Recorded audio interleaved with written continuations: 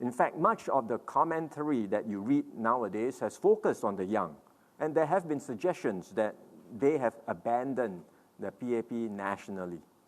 But let's again see this in perspective. In many constituencies across Singapore with young voters, we received good support.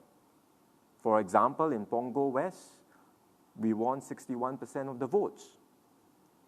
And there are some facts to bear in mind. First-time voters in the age of 21 to 24 are less than 10% of the electorate.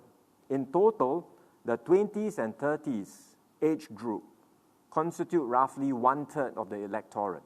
But those who are 40 and above are close to 70% of the electorate.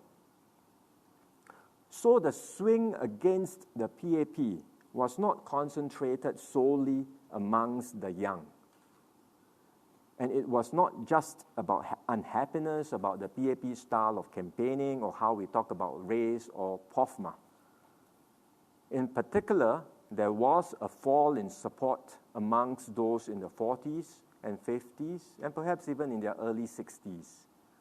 This was due primarily to the economic pain they have suffered, loss of income, difficulties faced by contractors and subcontractors, of whom there are many, businesses that have been disrupted, jobs that are lost or forced to downsize due to lower paying occupations. All of this hurt the PAP support. And this is quite understandable. Although we have made great efforts to lessen the pain and impact, there has been severe disruption to jobs and families. We also saw a fall in support among several private landed and private condominium dwellers, which could be related to the economic issues I just highlighted. In 2015, this segment had swung towards the PAP, but this time the support was not as strong, perhaps because they felt they were not sufficiently supported during the crisis.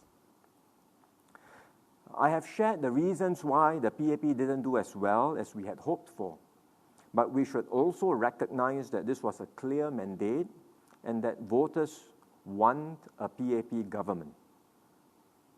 The outcome could also have been worse, especially given the difficulties that people were facing on the ground.